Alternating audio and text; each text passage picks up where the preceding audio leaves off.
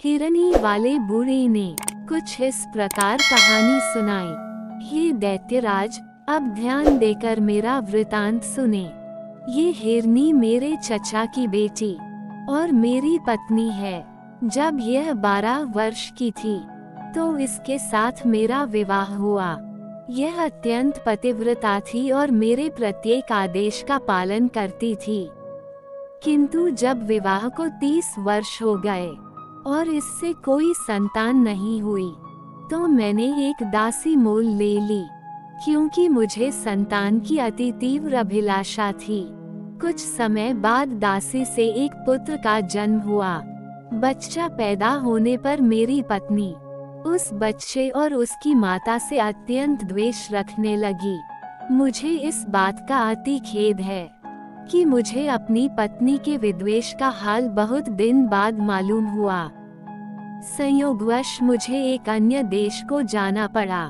मैंने अपनी पत्नी से जोर देकर कहा कि मेरे पीछे इन दोनों की अच्छी तरह देखभाल करना और इनके आराम तकलीफ का ख्याल करना। भगवान चाहेगा तो मैं 1 वर्ष में लौट आऊंगा। मेरी स्त्री ने मेरे जाने के बाद उन दोनों से दुश्मनी रखना शुरू कर दिया। वह जादू टोना भी सीखने लगी थी। मेरे जाने के बाद उस दुष्ट ने अपने जादू से मेरे बच्चे को बछड़ा बना दिया और उसे मेरे नौकर ग्वाले के सुपुर्द कर दिया कि अपने घर ले जाकर इसे खिला पिला कर मोटा ताजा कर दे।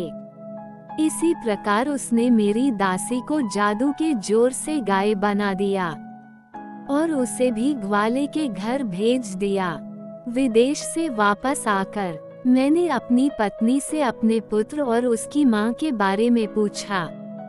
उसने कहा कि तुम्हारी दासी तो मर गई है और तुम्हारे पुत्र को मैंने 2 महीने से नहीं देखा, मालूम नहीं वह कहाँ चला गया। मुझे अपनी दासी के मरने का बड़ा दुख हुआ, किंतु सब्र करके बैठ गया। किंतु मुझे आशा थी कि कभी न कभी पुत्र से मेरी भेंट हो जाएगी। 8 महीने बाद ईद का त्योहार आया। मेरी इच्छा हुई कि इस त्योहार पर मैं किसी पशु का बलिदान करूं। मैंने अपने ग्वाले को बुलाकर कहा कि कुर्बानी के लिए एक स्वस्थ गाय ले आ। संयोग से वह मेरी दासी ही को ले आया, जो जादू के जोर से गाय बन गई थी। मैंने उसे बलिदान करने के लिए उसके पैरों को बांधा तो वह बड़े करुणापूर्ण स्वर में डकारने लगी और उसकी आंखों से आंसू की धारा बहने लगी। उसका ये हाल देखकर मुझे उस पर दया आ गई और मुझसे उसके गले पर छुरी न चल सकी। मैंने ग्वाले से कहा कि इसे ले जा और कुर्बानी के लिए दूसरी गाय ले आ।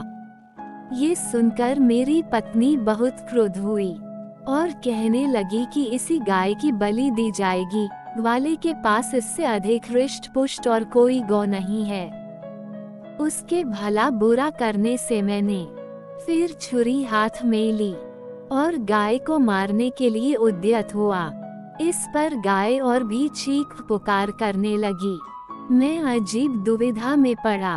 अंत में मैंने छुरी ग्वाले को दे दी और कहा, मुझसे इस गाय पर छुरी नहीं चलती, तू ही इसका बलिदान कर दे। ग्वाले को गाय के रोने चिल्लाने पर दया न आई और उसने छुरी फेर दी। जब गाय की खाल उतारी गई तो सब ने देखा कि उसके अंदर अस्थिपुंज मात्र है, मांस का कहीं पता नहीं। कारण ये था कि गाय की हृष्टता पुष्टता तो केवल मायाजाल के कारण थी। मैं उस ग्वाले पर नाराज हुआ कि गाय को ऐसी दशा में क्यों रखा कि वह ऐसी दुबली पतली हो गई। मैंने गाय ग्वाले ही को दे दी और कहा, तू इसे अपने ही काम में ला। मेरे कुर्बानी करने के लिए कोई बछड़ा ही ले आ, किंतु वह मोटा ताजा होना चाहिए, इस गाय की तरह नहीं। ग्वाला शीघ्र ही एक मोटा ताजा बछड़ा ले आया। बछड़ा देखने में भी बड़ा सुंदर था, यद्यपि उस बछड़े के बारे में मुझे मालूम न था कि यह मेरा ही पुत्र है। तथापि उसे देखकर मेरे हृदय में प्रेम उमड़ने लगा, और वह बछड़ा भी मुझे देखते ही रस्सी तुड़ाकर मेरे पैरों पर गिर पड़ा। इस बात से मेरे हृदय में प्रेम का स्रोत और जोर से उबलने लगा, और मैं सोचने लगा कि ऐसे प्यारे बछड़े को कैसे मारूं। इन भावनाओं ने मुझे अत्यंत विह्वल कर दिया। उस बछड़े की आंखों से आंसू बहने लगे। इससे उसके प्रति मेरा प्यार और उमड़ा, और मैंने ग्वाले से कहा कि इस बछड़े को वापस ले जा और इसकी जगह कोई दूसरा बछड़ा ले आ। इस पर मेरी पत्नी ने कहा कि तुम इतने मोटे ताजे बछड़े की कुर्बानी क्यों नहीं करते। मैंने कहा कि यह बछड़ा मुझे बड़ा प्यारा लगता है और मेरा जी नहीं करता है कि इसका वध करूं। तुम इसके लिए कुछ जोर मत दो। लेकिन उस निष्ठुर दुष्ट ने तकरार जारी रखी और विद्वेषवश उसके वध पर जोर देती रही। मैं उसकी बहस से तंग आकर छुरी लेकर पुत्र की गर्दन काटने चला। उसने फिर मेरी ओर देखकर आंसू बहाए। मेरे हृदय में ऐसी दया और प्रीति उमड़ी कि छुरी हाथ से गिर गई।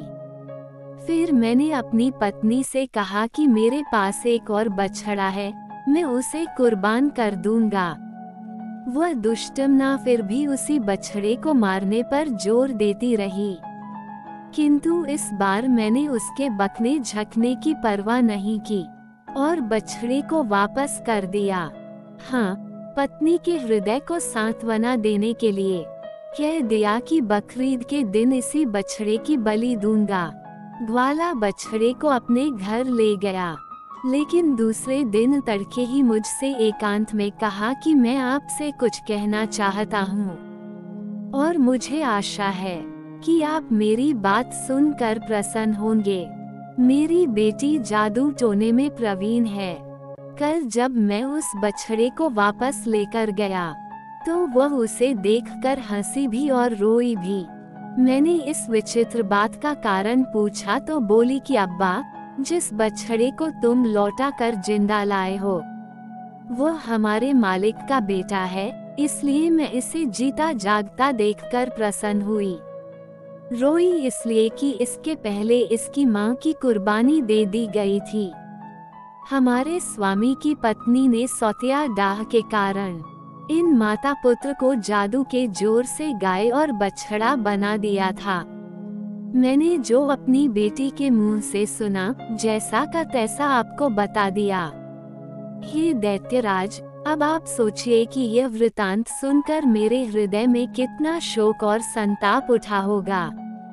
मैं कुछ देर मर्माहत होकर चुप रहा, फिर ग्वाले के साथ उसके घर पर चला गया ताकि इस वृतांत को उसकी बेटी के मुंह से सुनूं।